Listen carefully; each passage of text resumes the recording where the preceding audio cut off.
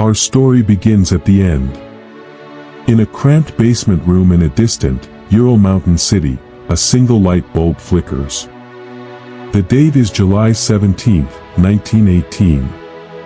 11 figures stand nervously, confused, a man, his wife, their 4 daughters, their young son, and their few remaining loyal servants. They are told to pose for a photograph, a precaution against the advancing enemy. They arrange themselves obediently. Then, instead of a camera, a squad of armed men enters the room. A paper is read aloud, a sentence declared.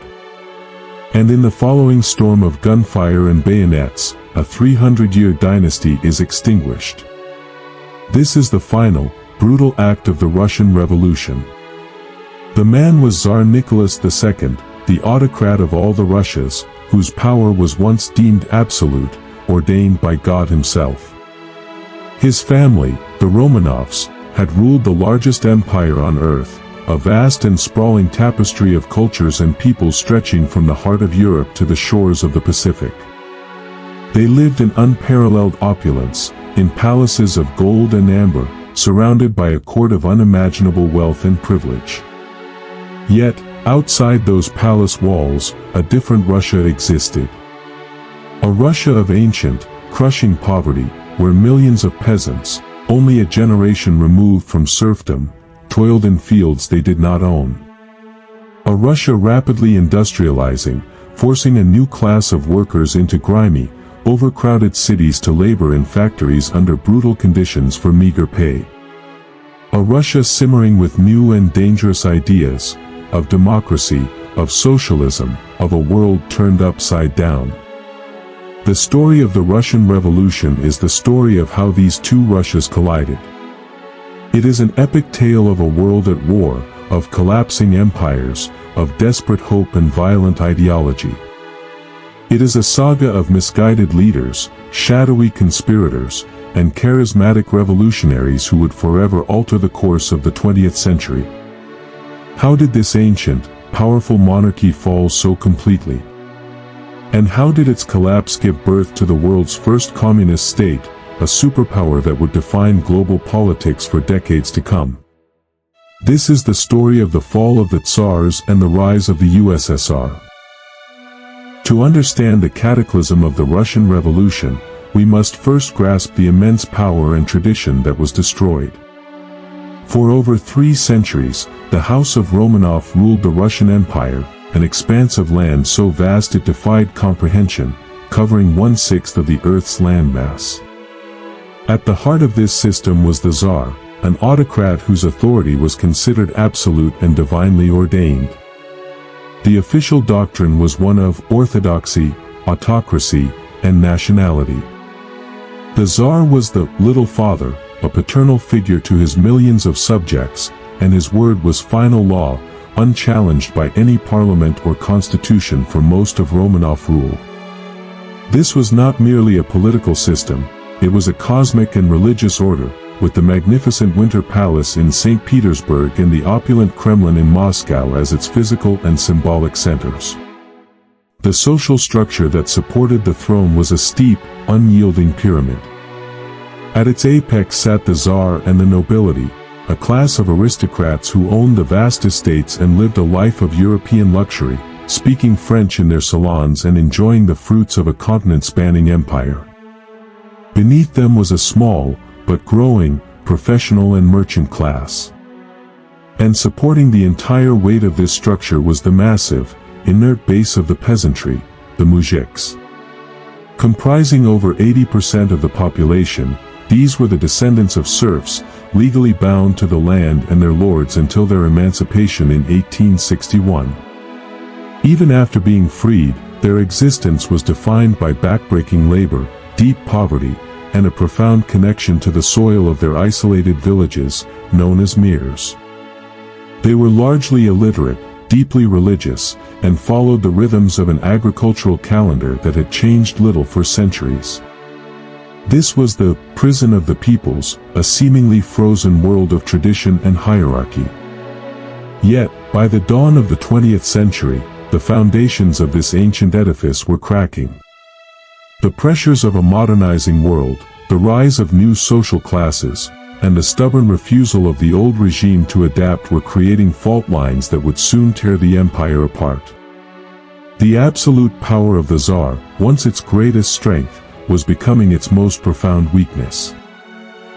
Beneath the glittering surface of the imperial court, the Russian Empire was a cauldron of seething discontent, its social and economic foundations groaning under the weight of rapid, unequal change. While the nobility clung to their feudal privileges, the late 19th century witnessed Russia's frantic and brutal entry into the industrial age. This transformation, heavily financed by the state and foreign investment, created a new and volatile social force, the industrial proletariat. Unlike the peasantry, who were dispersed across the vast countryside, these workers were concentrated in the burgeoning cities like St. Petersburg, Moscow, and Kiev.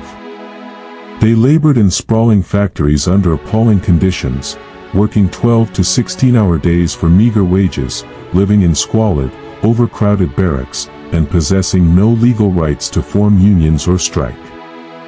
This urban environment became a fertile ground for radical ideas, as the close quarters of the factories and tenements facilitated the spread of socialist thought and collective organization. Their profound sense of exploitation and their concentration made them a potentially revolutionary class, a powder keg waiting for a spark. Simultaneously, the peasantry, the vast majority of the population, remained mired in a different kind of struggle. The emancipation of 1861, while formally ending serfdom, had been a compromised and deeply flawed process. The peasants were forced to pay redemption payments for the land they received, often for plots smaller and less fertile than those they had worked as serfs, tying them to decades of debt. The ancient village commune, the mir, still controlled land redistribution and travel documents, stifling individual ambition and maintaining a system of collective responsibility that hindered agricultural innovation. The result was widespread rural poverty, land hunger, and a deep-seated resentment towards the landowners who still held the best fields. This peasant desire for black repartition, the seizure and redistribution of all noble, church, and state land, was a powerful, simmering force.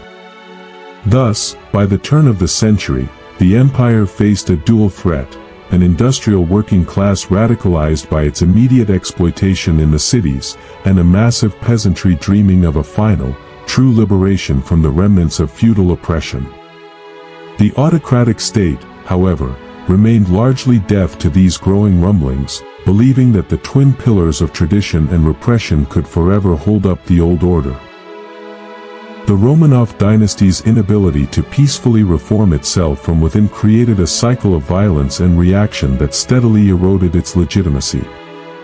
Tsar Alexander II, known as the Tsar Liberator, had recognized the need for modernization.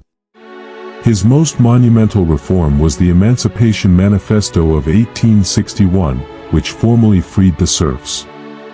This was a transformative act, dismantling the centuries-old foundation of Russian society. He also introduced reforms to the judicial system and local government, the zemstvos, creating a flicker of hope for a more progressive, European-style state.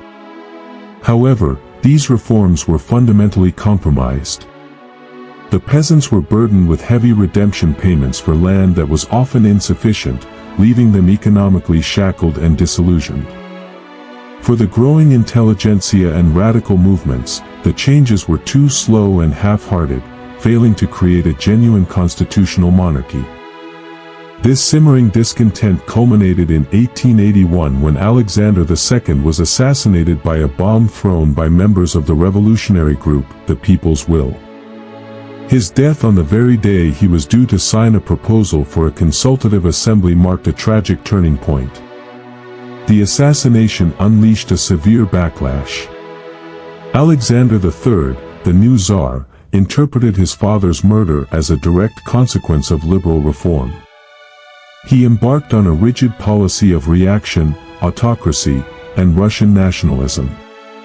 Under the doctrine of orthodoxy, autocracy, and nationality, his government rolled back many of the previous reforms. He strengthened the secret police, the Okhrana, imposed strict censorship, and persecuted non-Orthodox religious groups and ethnic minorities, particularly Jews, through pogroms and discriminatory laws. Power was re-centralized in the hands of the Tsar and his officials, while the zemstvos were brought under tight control. This period of repression crushed overt political opposition but only succeeded in driving dissent underground. Revolutionary ideologies, including Marxism, began to take root more deeply among students, intellectuals, and workers who saw no future for peaceful change. When Alexander III died in 1894, the throne passed to his ill-prepared son, Nicholas II, a man who inherited his father's absolute belief in autocracy but none of his imposing strength, and a kingdom simmering with repressed fury. The chance for gradual, managed evolution had been squandered, setting the stage for a far more violent and radical confrontation. The man upon whom this crumbling edifice now rested was Tsar Nicholas II, a figure whose personal qualities stood in tragic contrast to the immense challenges of his era. He ascended to the throne in 1894, upon the death of his formidable father, Alexander III. From the outset, Nicholas was defined by what he was not. He was not a commanding presence, not a decisive leader, and not a political visionary. He was a shy, reserved family man, deeply devoted to his wife, the German-born Princess Alex of Hesse, who upon marriage became Tsarina Alexandra Fyodorovna. His worldview was simple and unyielding. He believed fervently in the principle of autocracy as a sacred trust passed down from his ancestors. He famously dismissed the aspirations of liberals for political reform as senseless dreams, a phrase that would come to haunt his reign. This profound inflexibility, coupled with a tendency to be influenced by stronger personalities, made him dangerously ill-suited to navigate the turbulent waters of early 20th century Russia. His marriage, while a source of personal solace, became a significant political liability. Alexandra was even more staunchly autocratic and suspicious of the political establishment than her husband. She exerted a powerful influence over Nicholas, constantly urging him to be more forceful, to never surrender a shred of his God-given power.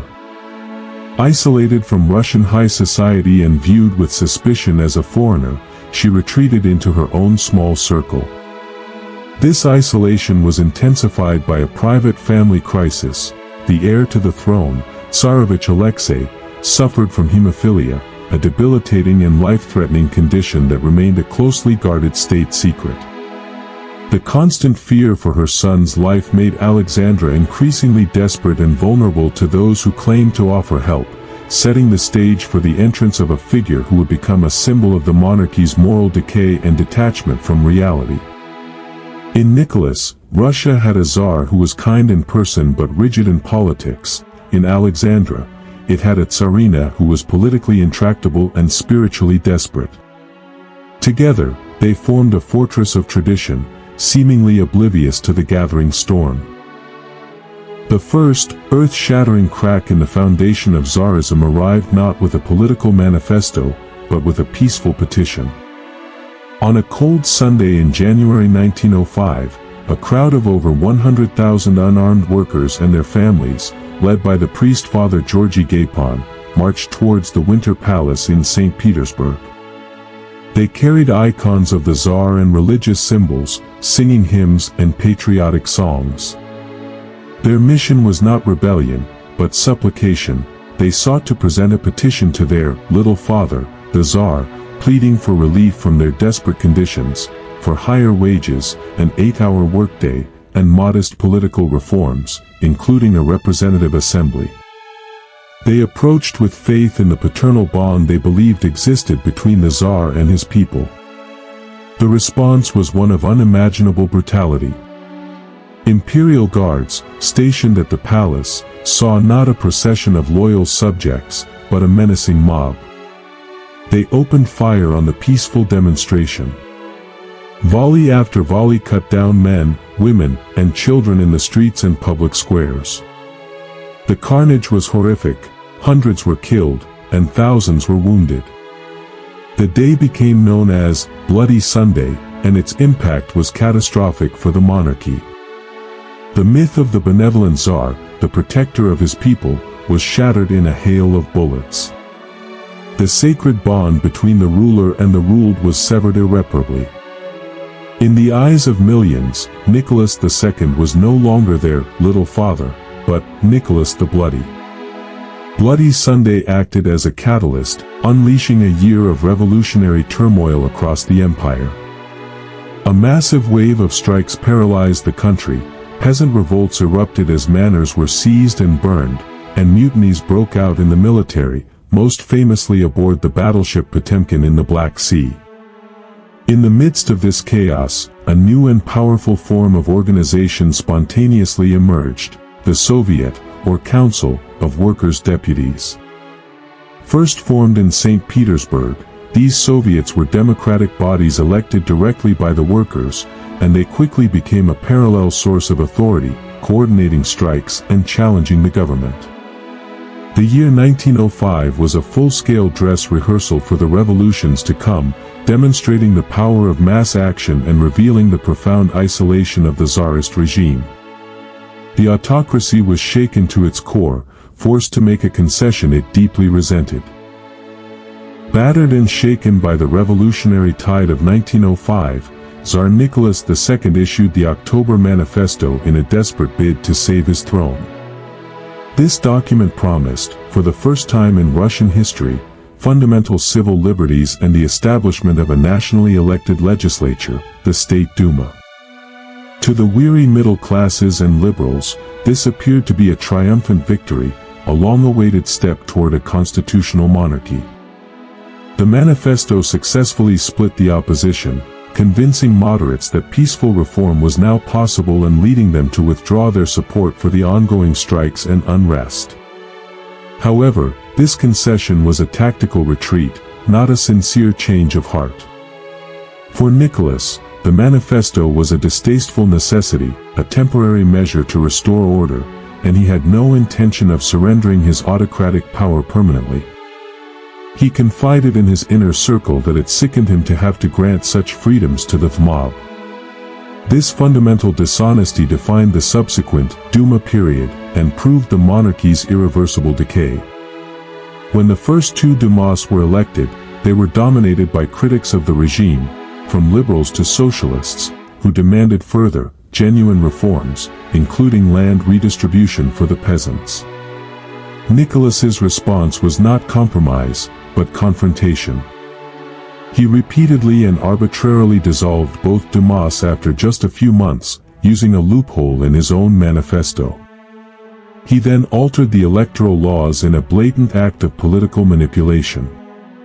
The new, highly restrictive system ensured that the third and fourth Dumas were dominated by the propertied classes, the nobility and wealthy businessmen, and were far more conservative and pliable. While these later Dumas did achieve some piecemeal reforms, particularly under the pragmatic Prime Minister Pyotr Stolypin, they were largely a hollow shell of representative government. The entire experiment exposed a fatal truth: the Tsar and the old guard were incapable of sharing power in good faith. They had learned nothing from 1905. They had mistaken the calm for consent and believed that by silencing the opposition in parliament, they had solved the problem.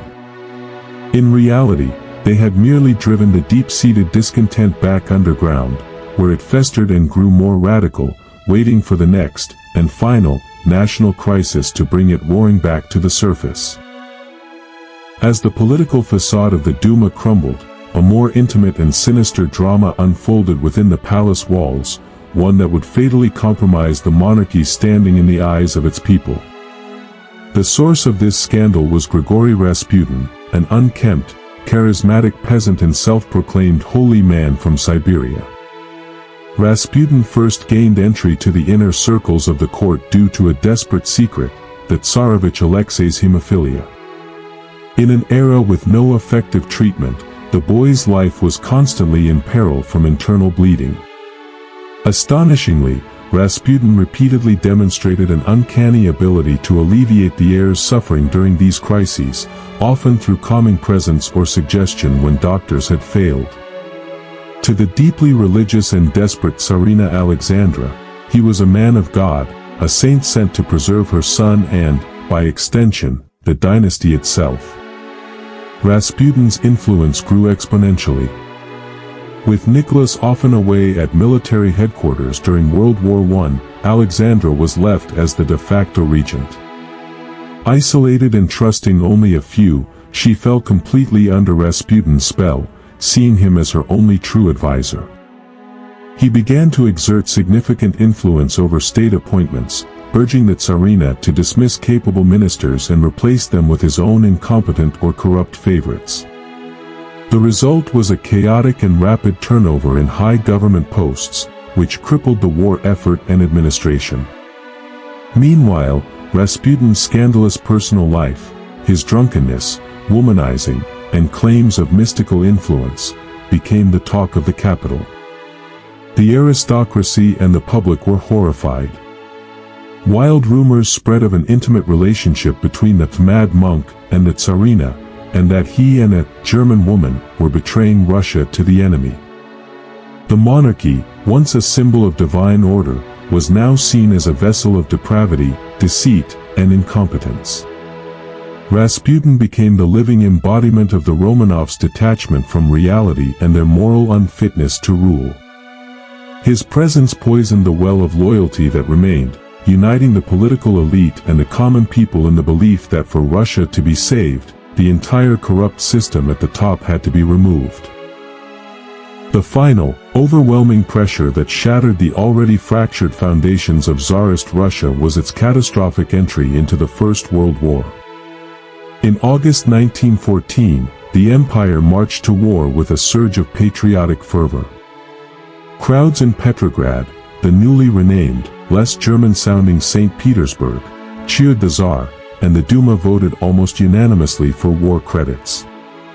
For a brief moment, the internal divisions and grievances were set aside in a wave of national unity against the Central Powers.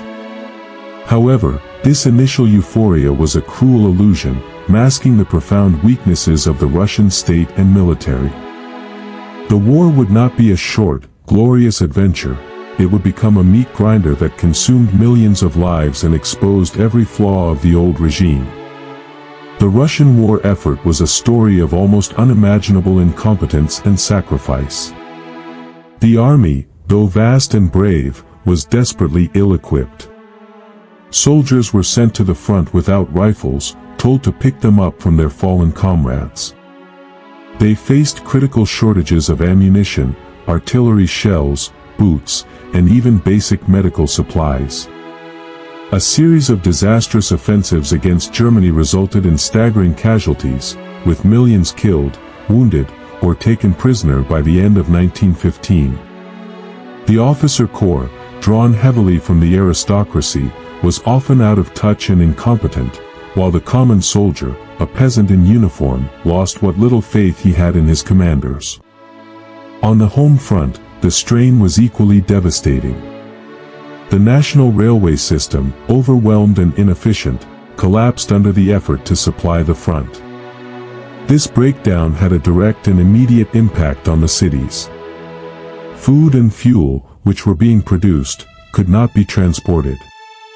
Petrograd and Moscow faced severe shortages in the bitter winters, with long, freezing lines for bread becoming a daily and demoralizing reality for the urban population.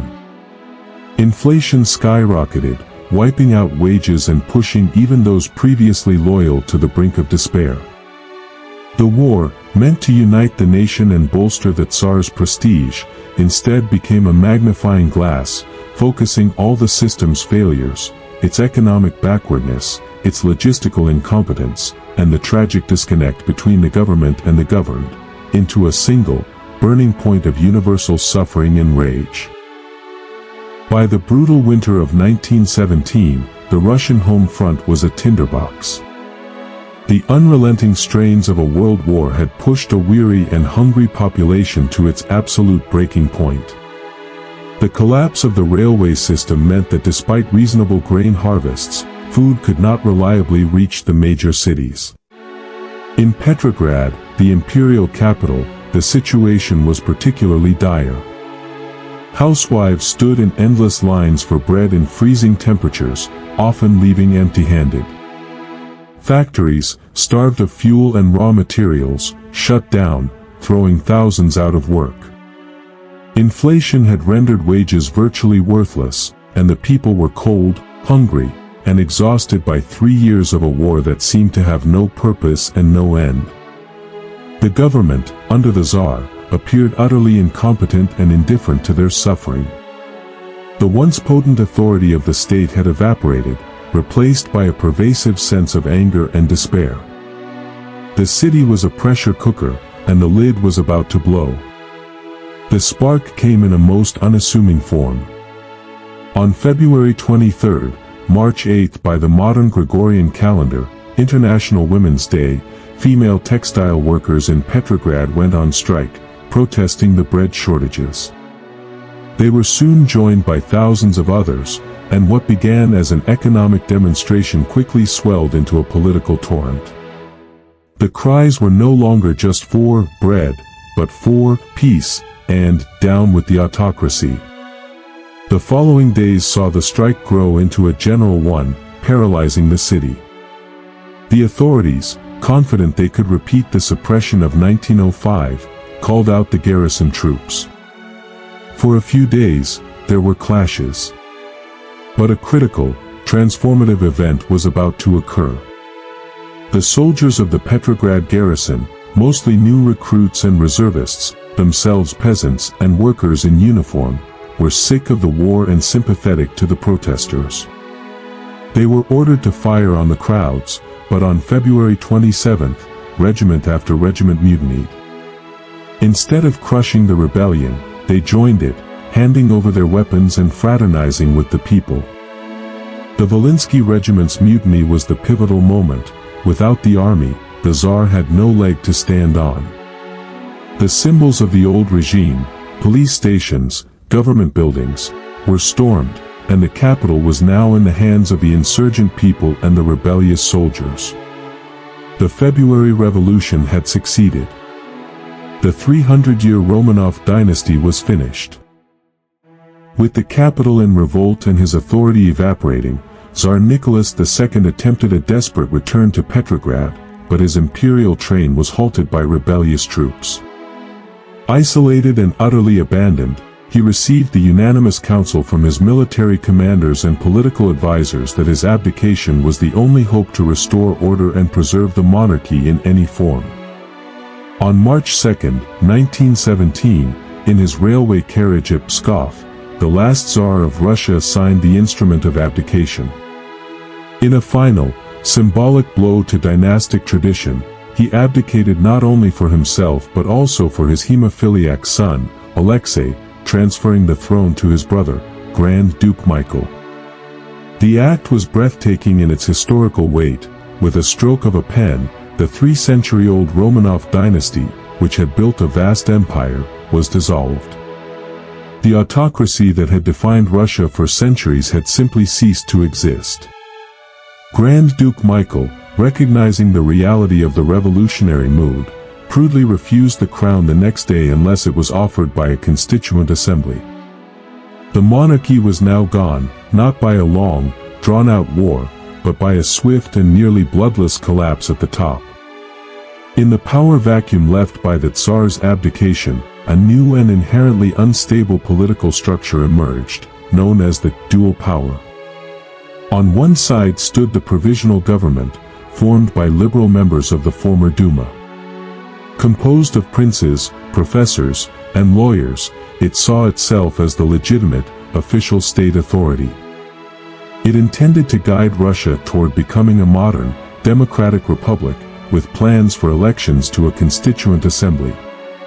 However, it possessed little actual power, it commanded no army and held no significant influence over the masses.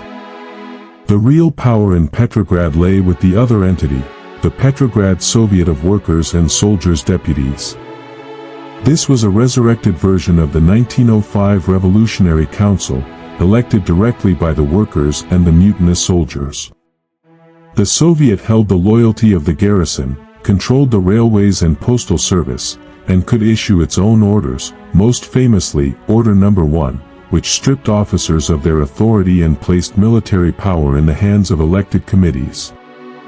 This created a paralyzing contradiction. The Soviet had the power but not the desire to govern formally, while the provisional government had the desire to govern but none of the power. Russia now had two masters, and their conflicting agendas would set the stage for the next, more radical phase of the revolution. The provisional government, despite its democratic aspirations, was doomed from the start by a single, fatal decision: to continue the war.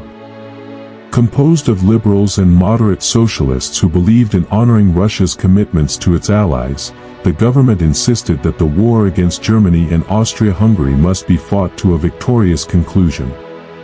They reframed it as a defense of the new revolutionary freedom, but for the war-weary masses, the soldiers in the trenches and the workers and peasants at home, this was an incomprehensible betrayal.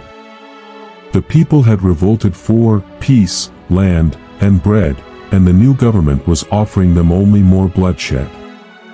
This critical mistake created a deep chasm between the official government and the popular will, a chasm that would soon be exploited by a more radical force. The continuation of the war ensured that the conditions that had fueled the February Revolution not only persisted but worsened. The economy continued its downward spiral, with rampant inflation and worsening food shortages. At the front, a disastrous summer offensive ordered by War Minister Alexander Kerensky collapsed, leading to massive casualties and triggering a wave of mass desertions. Demoralized soldiers, who had been promised a new era, voted with their feet, streaming back from the front, often seizing land and spreading chaos in the countryside. The provisional government, led first by Prince Lvov and then by Kerensky, was seen as increasingly impotent, issuing decrees but unable to enforce them or address the people's most urgent needs. It became trapped in endless debates, postponing fundamental issues like land reform until the election of a constituent assembly, an election that was itself constantly delayed. This paralysis and its insistence on the war eroded its support daily, making it appear as little more than a new, talkative version of the old regime. The streets of Petrograd grew restless once more, and the most radical elements, who demanded an immediate end to the war and the transfer of all power to the Soviets, began to find a receptive audience. The stage was set for a second act in the revolutionary drama.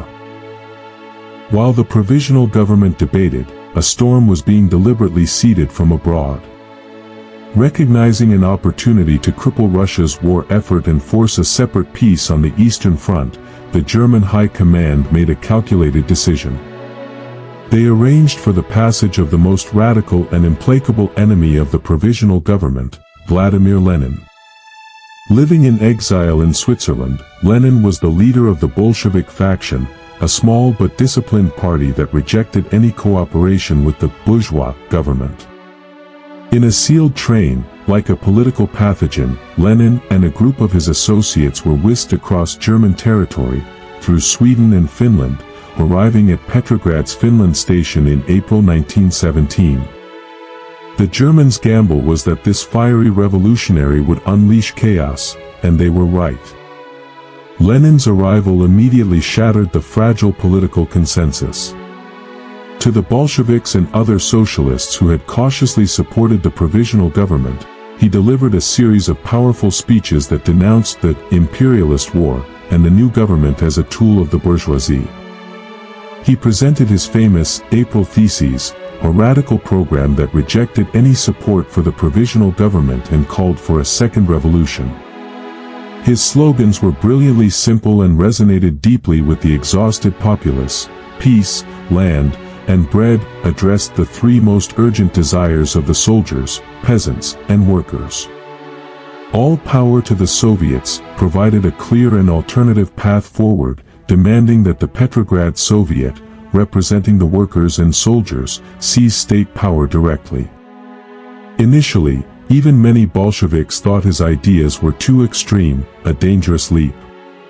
But Lenin's unwavering clarity and relentless agitation began to shift the political landscape. He offered not compromise and delay, but immediate solutions. He channeled the growing popular discontent into a focused political program, transforming the Bolsheviks from a marginal faction into the vanguard of revolutionary action. While the government talked of future elections, Lenin spoke of seizing power now. In the battle of ideas, his potent, uncompromising vision was beginning to win. Emboldened by Lenin's radical platform and the growing discontent over the war, the Bolsheviks attempted to seize the initiative in July.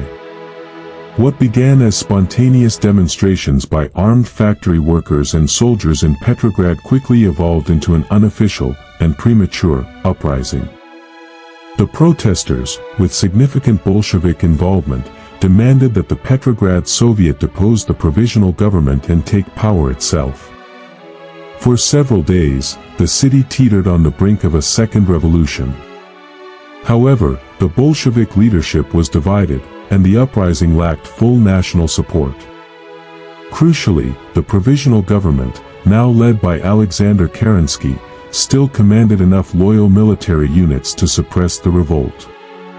He released evidence, likely fabricated, suggesting Lenin was a German agent, a charge that severely damaged the Bolsheviks' reputation. Troops moved in, dispersing the crowds and arresting many Bolshevik leaders. The July days ended in a decisive, if temporary, defeat for the Bolsheviks. They were forced to retreat, their party was branded as traitors, and their newspapers were shut down. Lenin, facing arrest, had to flee across the border to Finland, going back into hiding. For Kerensky, it was a Pyrrhic victory. He became the new prime minister, but his reliance on conservative forces to crush the left alienated his own socialist base. To consolidate his power, he appointed a charismatic, ambitious general named Lava Kornilov as the new commander-in-chief of the army. This alliance between the socialist lawyer and the Tsarist general was an unstable one, built on a shared desire to restore order and discipline, both in the army and in the capital. The crackdown had seemingly saved the provisional government, but it had also sharpened the political divisions to a razor's edge. The brief partnership between Kerensky and Kornilov would soon unravel in a way that would hand the Bolsheviks their greatest opportunity yet, transforming them from persecuted radicals into the perceived defenders of the revolution. The fragile political balance achieved after the July days shattered spectacularly in what became known as the Kornilov Affair, a bizarre and pivotal event that served as a perfect gift to the besieged Bolsheviks. In August 1917, General Lava Kornilov, the commander-in-chief appointed by Kerensky, decided to take matters into his own hands. Believing the provisional government was weak and under the influence of the Soviet, he ordered a contingent of loyal troops, including the Savage Division, to march on Petrograd. His stated aim was to crush the Soviet and the Bolsheviks once and for all and establish a military dictatorship to restore order. The exact nature of the communications between Kerensky and Kornilov remains murky, but the result was clear. Kerensky, fearing a coup against his own government, panicked. He denounced Kornilov as a traitor and called upon the people of Petrograd to defend the revolution. This was the moment the Bolsheviks needed. Instantly transformed from persecuted radicals into indispensable defenders of the city, they were thrust back into a position of immense influence. While Kerensky's government was powerless to stop the advancing troops, the Bolsheviks swung into action. Their Red Guards, armed worker militias, were mobilized to dig trenches and defend the city's approaches. Bolshevik agitators were sent out to meet Kornilov's soldiers, not with bullets, but with persuasive arguments, convincing them to lay down their arms and not betray the revolution. The coup attempt dissolved without a single shot being fired in anger, but its political impact was explosive. Kornilov was arrested, but the real victors were the Bolsheviks. They had been seen as the only force capable of organizing a defense, and in the process, they had been given weapons by a desperate government and their credibility had been fully restored. Kerensky, in contrast, was utterly discredited. He had alienated the right by denouncing Kornilov and the left by having previously aligned with him. In the wake of the affair, the Bolsheviks, for the first time, won a majority in the Petrograd Soviet. The path to power was now wide open. The provisional government had armed its own gravediggers. By October 1917, the provisional government under Alexander Kerensky was a phantom, possessing a title but no real authority.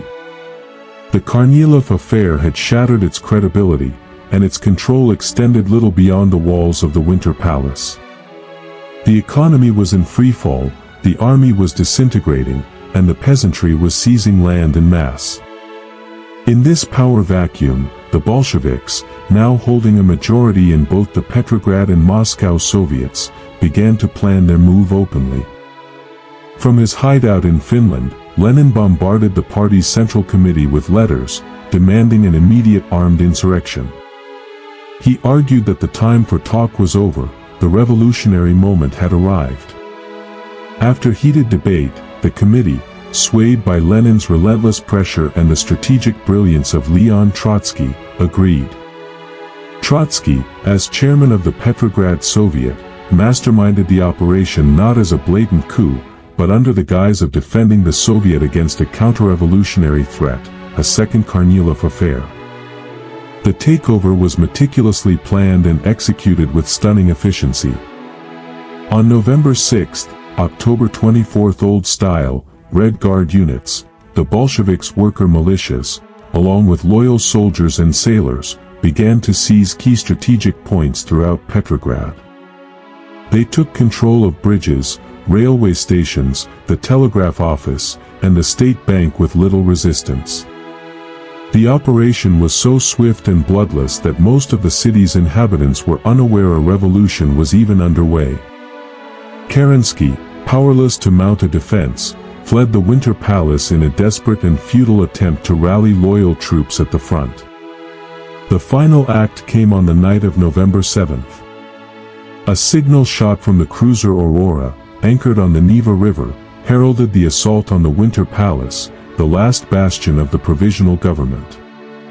The defense was comically weak, consisting mainly of a women's battalion and a few young military cadets. After nearly a night of confusion and sporadic gunfire, the Red Guards poured into the palace, meeting little resistance. They arrested the remaining ministers of the provisional government in a small room, famously encountering them not in a grand hall, but around a table, still debating a response. The Bolsheviks had taken power. The October Revolution was over. The Soviet era had begun. The storming of the Winter Palace was a dramatic, almost theatrical climax, but it was only the beginning. The Bolsheviks now faced the monumental task of consolidating their power and governing a vast, war-weary, and fractured empire. Their first moves were swift and designed to secure popular support by fulfilling the promises they had made. One of their very first acts was the Decree on Peace, which proposed an immediate, democratic peace, without annexations or indemnities, to all warring nations. This was a powerful symbolic gesture to the millions of soldiers and peasants who longed for an end to the slaughter. Simultaneously, the Decree on Land abolished private ownership of land outright, legalizing what peasants were already doing across the countryside by seizing noble estates. These lands were transferred to peasant communes. These decrees were masterstrokes of propaganda, granting legitimacy to the new regime by aligning it directly with the deepest desires of the masses. However, alongside these popular measures, the Bolsheviks also began constructing the apparatus of a one-party dictatorship. To suppress their political enemies and combat counter-revolution, they established the Chaika, the All-Russian Extraordinary Commission for Combating Counter-Revolution and Sabotage. This secret police force, the direct predecessor of the KGB, would soon become a symbol of the Red Terror, operating outside the law with brutal efficiency to silence dissent from monarchists, liberals, and rival socialists alike. Furthermore, when elections were held for the long-awaited Constituent Assembly in November 1917, the Bolsheviks found themselves in a minority, winning less than a quarter of the vote, while the Socialist Revolutionary Party, which had broader peasant support, emerged as the largest party. When the assembly convened in January 1918 and refused to rubber-stamp Bolshevik decrees, Lenin simply dissolved it by force after its first session. The message was clear: the revolution would not be constrained by parliamentary democracy. Power would reside not in a popularly elected assembly, but in the Soviets, which the Bolsheviks now controlled. The democratic aspirations of February had been extinguished, replaced by the firm, uncompromising grip of a single party. To secure Russia's immediate exit from the World War, a dire necessity for the survival of their fledgling state, the Bolshevik government entered into peace negotiations with the Central Powers at Brest-Litovsk. The terms offered by Germany were not merely harsh, they were catastrophic, designed to reduce Russia to a client state. They demanded the surrender of vast territories: Poland, the Baltic states, Finland, and Ukraine, regions that contained a third of the empire's population, over half of its industry, and some of its most fertile agricultural land. The proposed treaty was nothing short of a national humiliation. Within the Bolshevik leadership, the debate was fierce. Lenin, the pragmatist, argued that they had no choice. The Russian army had disintegrated, and without peace at any cost, the revolution would be crushed. Others, like the left communists, advocated for a revolutionary war against Germany, believing surrender betrayed their internationalist ideals. Nikolai Bukharin and his faction argued that such a peace would strangle the revolution in its cradle. Leon Trotsky, as the chief negotiator, attempted a daring and bizarre middle course. He proclaimed a policy of neither war nor peace. He would simply declare the war over and demobilize the army, without signing the treaty. He gambled that the war-weary German workers would be inspired to launch their own revolution rather than continue the fight. It was a catastrophic miscalculation. The German High Command, seeing this as an act of bad faith, simply ordered their armies to advance again. They met no resistance, sweeping deeper into Russia and threatening Petrograd itself. Faced with this stark reality, Lenin issued an ultimatum to his party: accept the German terms or he would resign. With the enemy at the gates, the Bolshevik Central Committee capitulated. The Treaty of Brest-Litovsk, signed in March 1918, was even more severe than the original offer.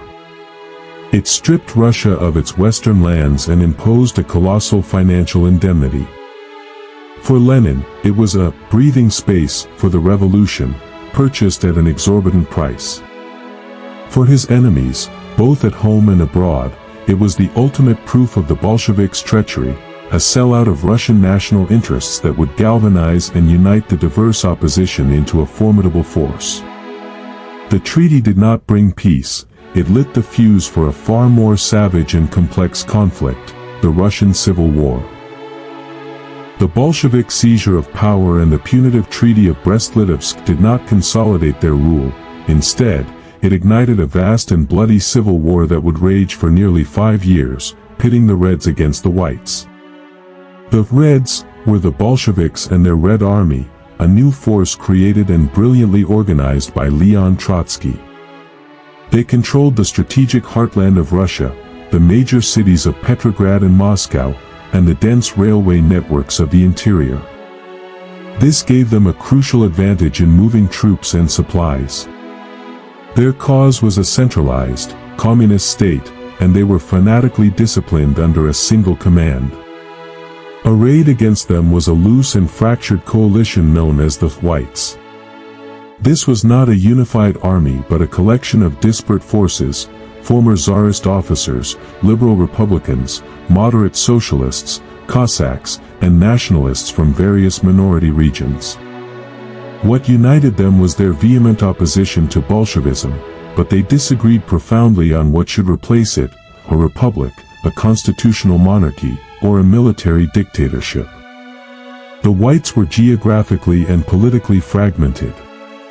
Their armies operated on the peripheries of the empire, in the south under generals Denikin and Wrangel, in Siberia under the brutal Admiral Kolchak, and in the northwest under General Yudenich. They failed to coordinate their attacks and were often separated by vast distances. Crucially, while the Reds could present a clear, if brutal, vision of the future, the whites had no coherent political program that could appeal to the masses. Many white generals were associated with the old Tsarist order and were unwilling to endorse land reform or self-determination for national minorities, alienating the peasantry and minority groups. Furthermore, the whites' dependence on foreign support from Britain, France, Japan, and the United States, while militarily helpful, allowed the Reds to effectively paint them as puppets of foreign imperialists. The stage was set for a conflict of unprecedented savagery, a war not just between armies, but between competing visions for the soul of Russia, fought across the vast expanse of a disintegrating empire.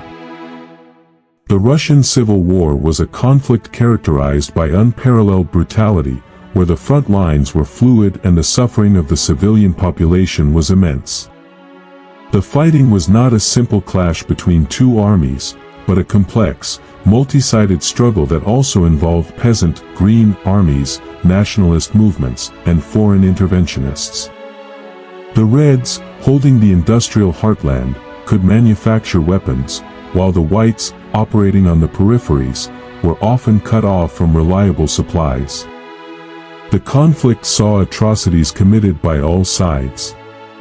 The whites, when they captured territory, often unleashed a white terror, executing suspected Bolsheviks and their sympathizers with summary brutality.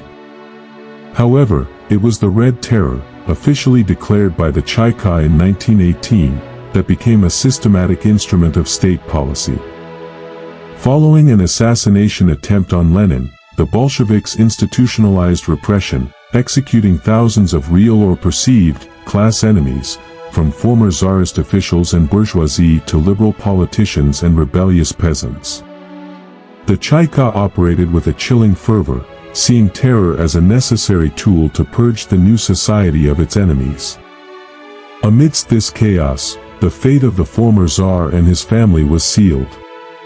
After his abdication, Nicholas II and his family were initially placed under house arrest, first at the Alexander Palace and then, for their own safety, moved to the remote Siberian city of Tobolsk.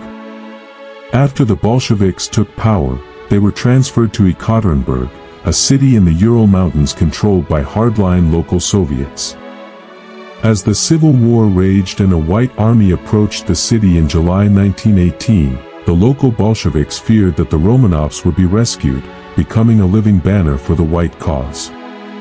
On the night of July 17, 1918, on direct orders from the Ural Soviet leadership in Moscow, Nicholas II, his wife Alexandra, their 5 children, and their 4 remaining servants were led into a basement room and executed by a firing squad. Their bodies were disposed of secretly. This act was the final, grim punctuation mark on the old regime. It symbolized the Bolsheviks' utter rejection of the past and their ruthless determination to eliminate any potential focus for counter-revolution, demonstrating that this new war would be a fight to the finish, with no quarter given and no symbols of the old order left standing. The Russian Civil War was ultimately a story of red victory and white failure, an outcome determined by a combination of Bolshevik strengths and fatal white weaknesses. The Reds, despite controlling a smaller territory initially, possessed decisive advantages. They held the industrial heartland of central Russia, with its factories, arsenals, and dense railway networks. This allowed them to manufacture and supply their war effort effectively.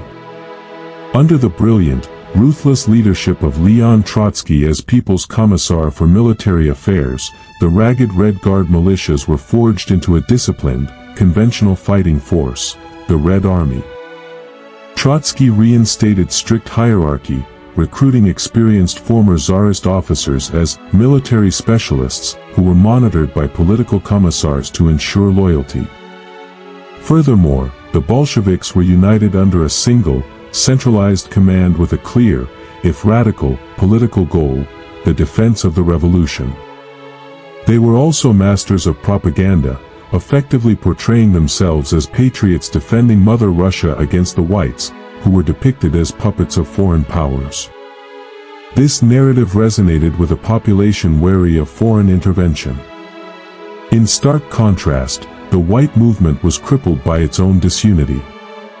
It was a fragile coalition of monarchists, republicans, socialists, and nationalists, who agreed on little beyond their hatred of Bolshevism. Their armies were scattered across the vast periphery of Russia, in the south, Siberia, and the Baltic, and they failed to coordinate their military campaigns, allowing the Reds to fight them one by one. Politically, they were a disaster. They had no coherent political program to rival the Bolsheviks' potent promises of land and workers' control. Many white generals were associated with the old, hated Tsarist order and were unwilling to endorse land reform, alienating the vast peasantry whose support was crucial.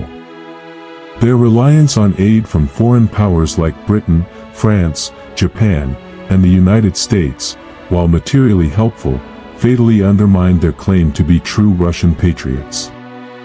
The whites also engaged in widespread brutality in the territories they controlled, which often drove the local population into the arms of the Reds. By 1920, the major white armies had been defeated, and by 1922, with the collapse of the last white strongholds, the Bolsheviks emerged victorious from the ashes, having secured their revolution through fire and blood.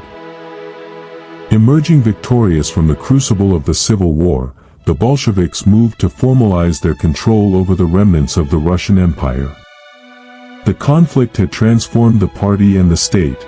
The experimental, revolutionary fervor of 1917 had hardened into a centralized, bureaucratic, and authoritarian regime. The Chaika's terror, war communism's harsh policies, and the single-party state were no longer seen as temporary emergency measures by the leadership, but as essential tools of governance. To cement this new reality and create a legal framework for their rule, the Bolsheviks needed to establish a new political entity. On December 30, 1922, the Treaty on the Creation of the USSR was ratified, formally establishing the Union of Soviet Socialist Republics. This new state initially brought together the Russian, Ukrainian, Belarusian, and Transcaucasian republics under a single federal government, which was, in reality, tightly controlled by the Communist Party in Moscow. The creation of the USSR was a monumental event, marking the definitive end of the Russian Empire and the birth of the world's first communist state. It was conceived as a beacon for world revolution, the nucleus of a future global socialist commonwealth. The central government in Moscow held absolute authority over defense, foreign policy, and the economy, while granting limited cultural autonomy to the member republics, a structure that would fuel nationalist tensions for decades to come. The revolution was no longer an ongoing process in the streets, it was now institutionalized, bureaucratized, and territorialized. The old symbols of the Tsarist era, the double-headed eagle, the Orthodox cross, were replaced with the new icons of the Soviet state, the hammer and sickle, the red star, and the promise of a utopian communist future. The chaotic, hopeful, and violent struggle that began in the bread lines of Petrograd in 1917 had culminated in the creation of a vast, ambitious, and formidable superpower that would dominate the 20th century. The Romanovs' empire was gone, and in its place stood the Soviet Union, a product of the revolution's triumph and a vessel for its subsequent contradictions. The story of the Russian Revolution is not merely a historical event confined to the early 20th century, it is a seismic occurrence whose aftershocks fundamentally shaped the entire modern world. The establishment of the Soviet Union created the world's first sustained communist state, presenting a radical alternative to liberal capitalism and colonial empires. It became a beacon and a base for revolutionary movements across the globe, inspiring communists from Beijing to Havana while simultaneously striking fear into the hearts of Western governments. This ideological schism, between the communist East and the capitalist West, defined the geopolitical landscape for the next 7 decades, culminating in the nuclear standoff of the Cold War. The very existence of the USSR forced a reconfiguration of global politics, economics, and military strategy, dividing Europe by an Iron Curtain and sparking proxy wars from Korea to Afghanistan. Internally, the revolution's legacy was profoundly ambiguous. On one hand, it promised liberation from an oppressive, feudal autocracy. It brought about massive, if brutal, industrialization, expanded literacy, and advanced the theoretical equality of women and national minorities. It was a grand, utopian experiment to create a new kind of society and a new kind of human being, free from exploitation. On the other hand, the methods used to achieve these goals laid the foundation for a totalitarian state. The Bolsheviks' vanguardism justified a one-party dictatorship. The Chaikov's Red Terror evolved into the NKVD and KGB, the suppression of the Constituent Assembly extinguished democracy, and the demands of the Civil War entrenched a system of coercion and central control.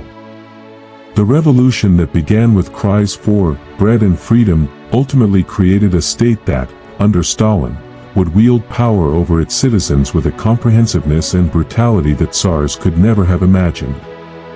The Russian Revolution, therefore, stands as a permanent, complex question for humanity, a testament to the power of an idea to change the world, and a chilling warning about the price of utopia, the corruption of ideals by power, and the ease with which the quest for liberation can descend into a new and even more formidable form of oppression.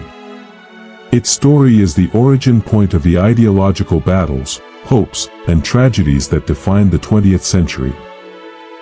Our journey, which began in the blood-stained basement of the Ipatov house, concludes by reflecting on the immense and contradictory legacy of the Russian Revolution. It was an event of world historical importance, a turbulent process that demolished one of the world's oldest empires and, from its ashes, forged a superpower that would challenge the global order for most of the 20th century. The revolution promised a radical new beginning, a society free from exploitation, founded on the principles of equality and international workers' solidarity.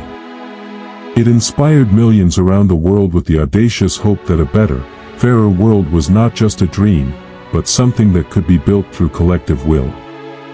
Its ideals, however distorted they would become, forced capitalist nations to confront their own inequalities and spurred the creation of welfare states and labor reforms in response to the communist threat.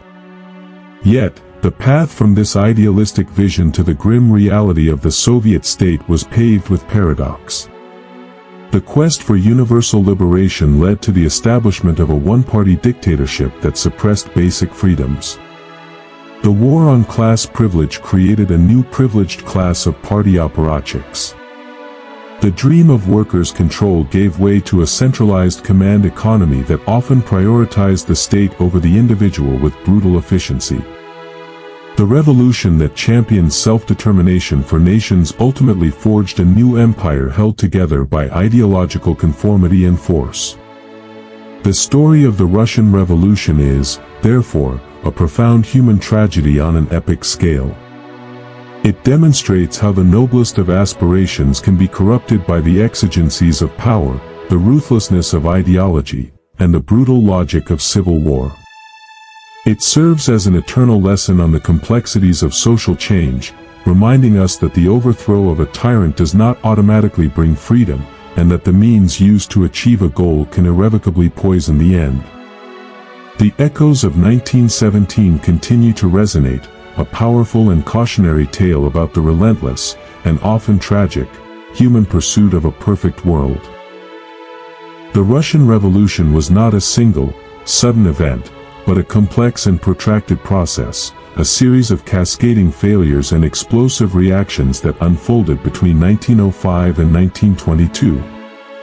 To truly comprehend its trajectory, we must first understand the deep, structural rot within the Tsarist system. For centuries, the Romanov autocracy ruled a vast, backward empire, a society fractured by an almost unbridgeable chasm between a privileged nobility and a vast, impoverished peasantry. The Industrial Revolution of the late 19th century introduced a new, volatile class, the urban proletariat, who labored in brutal conditions and became a fertile ground for radical ideas. The regime's inability to reform itself was starkly demonstrated by the rule of Nicholas II, a well-intentioned but weak and inflexible ruler, whose belief in his divine right to rule was utterly detached from the modernizing pressures of the 20th century. His reign was marred from the start by the Bloody Sunday Massacre of 1905, which shattered the people's faith in the Tsar as their benevolent, little father, and served as a crucial dress rehearsal for the revolutions to come. The false dawn of the subsequent Duma, a parliament the Tsar consistently undermined, proved the regime's incorrigible nature. It demonstrated that the aristocracy and the crown were unwilling to share power meaningfully, closing off the path of peaceful, political evolution.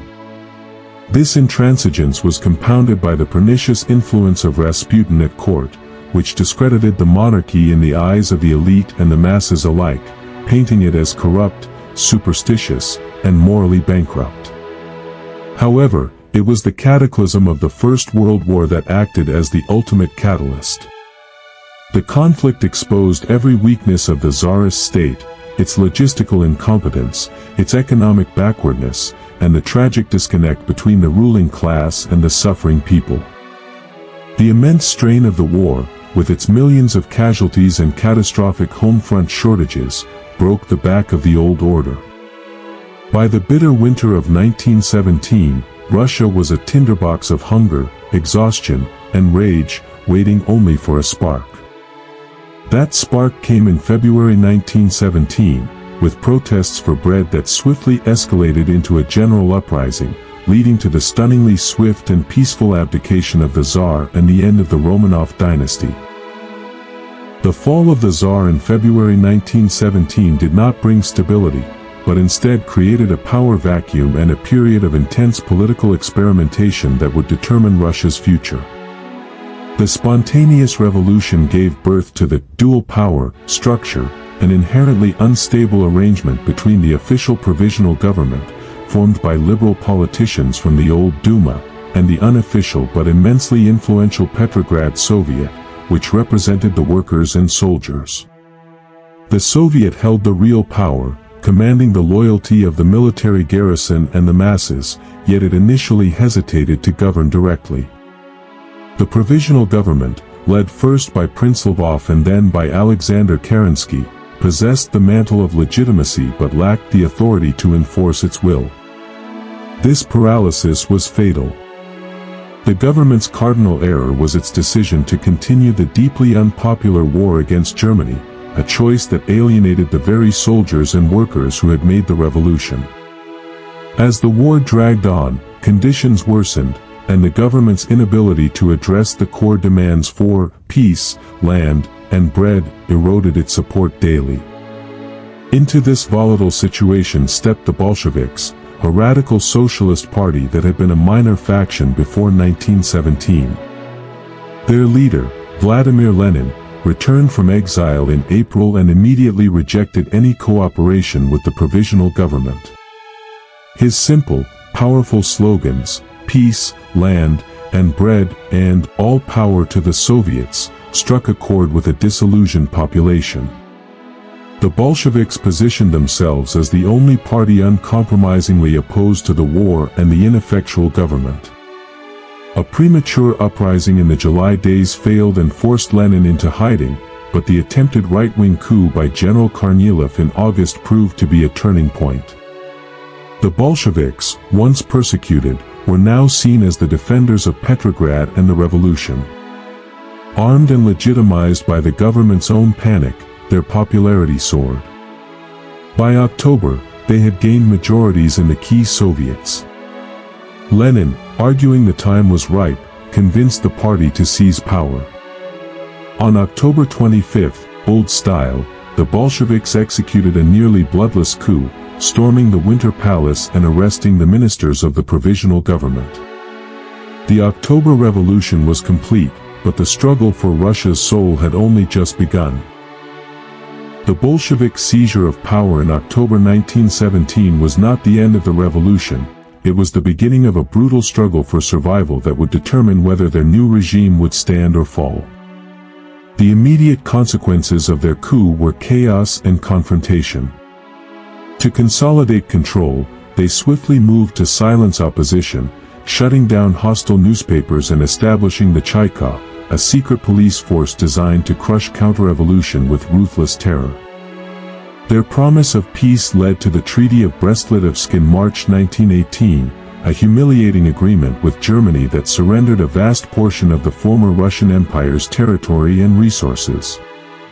This act, while granting a vital respite from the World War, enraged nationalists and conservatives, branding the Bolsheviks as traitors in the eyes of their enemies. Furthermore, when elections for the long-promised Constituent Assembly resulted in a defeat for the Bolsheviks, they simply dissolved it by force after its first meeting, making it unequivocally clear that they would not tolerate any political challenge to their monopoly on power. These actions galvanized and unified a diverse opposition, sparking the Russian Civil War. For nearly 5 years, the Bolshevik Red Army, brilliantly organized by Leon Trotsky, fought against a loose coalition of white armies, comprised of former Tsarist officers, liberals, socialists, and nationalists. The war was fought with unparalleled savagery on both sides, but the Reds held decisive advantages. They controlled the industrial heartland and its railway networks, and they were united under a single, disciplined command with a clear, radical ideology. The Whites, in contrast, were geographically and politically fragmented, with no coherent political program to offer the war-weary population. Their association with the old landowning class and foreign interventionists alienated the peasantry. The Civil War also saw the tragic fate of the Romanovs, executed in July 1918 to prevent their rescue by the Whites. By 1921, the Reds were victorious, but Russia lay in ruins, its economy shattered, its people traumatized by years of violence, famine, and disease. The revolution had been saved, but at a horrific cost, and the methods of war, coercion, centralization, and terror, became embedded in the fabric of the new Soviet state. Emerging victorious from the Civil War in 1922, the Bolsheviks moved to institutionalize their revolution, transforming the radical energy of 1917 into a permanent state structure. The regime that emerged was fundamentally shaped by the years of brutal conflict, the emergency measures of war, the Red Terror, one-party rule, and extreme centralization, were now hardened into the foundational principles of governance. To cement their control over the diverse territories of the former Russian Empire, the Bolsheviks formally established the Union of Soviet Socialist Republics, USSR, in December 1922. This new entity was conceived as a federal state, initially uniting Russia, Ukraine, Belarus, and the Transcaucasus under a single banner. In theory, it promised self-determination for its member republics. In practice, power was rigidly centralized in the hands of the Communist Party in Moscow. The USSR was presented as the vanguard of world communism, a living challenge to the global capitalist order. The legacy of the Russian Revolution is one of profound and enduring contradiction. It began as a popular uprising against an archaic and oppressive autocracy, fueled by the soaring ideals of human liberation, social justice, and peace. It inspired millions around the globe with the promise that a more equitable world was possible. Yet, the path to that promised utopia was paved with violence and authoritarianism. The revolution that championed the emancipation of the working class resulted in a dictatorship that suppressed workers' strikes. The movement that promised freedom of expression systematically silenced all dissent. The party that sought to overthrow state power built one of the most powerful and intrusive states in human history. This tragic paradox is the revolution's central lesson: the means used to achieve a goal can irrevocably corrupt the end. The quest for a perfect society, when pursued with absolute certainty and ruthless force, can lead to new and sometimes even more formidable forms of oppression. The Russian Revolution thus stands as a pivotal event of the 20th century, a testament to humanity's capacity for both idealism and immense suffering, a world-shaping event whose complex legacy continues to resonate and provoke debate to this day. The Russian Revolution was not a spontaneous explosion but the culmination of decades of mounting pressure within a decaying social and political system. The autocratic rule of the Romanovs, while seemingly unshakable for 3 centuries, was fundamentally ill-suited to the challenges of the modern world. The deep-seated social inequities, most notably the gulf between the landed nobility and the vast, land-hungry peasantry, created a reservoir of resentment that fueled radical movements. The regime's inability to enact meaningful reform was starkly demonstrated in 1905, when the Tsar's violent suppression of a peaceful protest shattered the myth of his benevolent authority and provided a crucial dress rehearsal for the events to come. The subsequent Duma proved to be a hollow concession, as Nicholas II systematically undermined its power, revealing the autocracy's incorrigible nature and closing off the path of peaceful political evolution. This internal rot was fatally exacerbated by the First World War. The conflict acted as a relentless pressure cooker, magnifying every weakness of the Tsarist state. Military defeats, catastrophic casualties, and a collapsed home front economy, marked by severe food and fuel shortages, shattered the last vestiges of the regime's legitimacy. By February 1917, the authority of the Tsar had simply evaporated, leading to his abdication and the peaceful collapse of the monarchy. However, the new provisional government, born from this initial revolution, inherited an impossible situation. Its fatal decision to continue the unpopular war and its paralysis on the critical issues of land and economic reform created a vacuum of power and hope. It was into this vacuum that Vladimir Lenin and the Bolsheviks stepped, armed with a clear, radical program of peace, land, and bread, and all power to the Soviets. Their audacious seizure of power in October was not an isolated coup, but the second act in a revolutionary drama, made possible by the profound failures of both the old regime and the moderate government that sought to replace it. The stage was thus set for a violent and transformative new chapter in Russian history. The Russian Revolution stands as one of the most consequential and transformative events in human history, a seismic rupture whose political aftershocks defined the entire 20th century. Its legacy, however, is a profound and enduring paradox, a story of soaring ideals crashing against the hard realities of power. It began as a genuine popular uprising against a backward and oppressive autocracy, fueled by the universal yearning for bread, peace, and land. The initial fall of the Tsar in February 1917 was met with euphoria, a moment of boundless possibility for democracy and freedom. The Bolsheviks, under Lenin, channeled this popular energy with their potent, simple slogans, promising a radical new world free from exploitation. For millions of workers, peasants, and colonized peoples around the globe, the revolution became a beacon of hope, a living proof that an alternative to capitalism and imperialism was possible. It forced the Western world to confront its own social inequalities, spurring the development of welfare states and labor reforms in an effort to stave off the communist threat. Yet, the path from this idealistic vision to the grim reality of the Soviet state was paved with violence and authoritarianism. The revolution that championed the emancipation of the working class ultimately created a one-party dictatorship that suppressed workers' strikes. The movement that promised freedom of expression systematically silenced all dissent, first with the Cheka and later with the KGB. The quest to build a perfect society led to the Red Terror, the brutal civil war, and the eventual horrors of Stalin's gulags and purges. The means of seizing and holding power, coercion, centralization, and ideological absolutism, irrevocably corrupted the ends. The dream of liberation curdled into a new form of tyranny, demonstrating a tragic historical lesson: the pursuit of a utopian future, when pursued with ruthless certainty, can justify immense human suffering and lead to a state more total in its control than the one it overthrew. The Russian Revolution thus remains a permanent, cautionary tale about the complexities of social change, the corrupting nature of power, and the fragile line between the quest for liberation and the descent into a new oppression.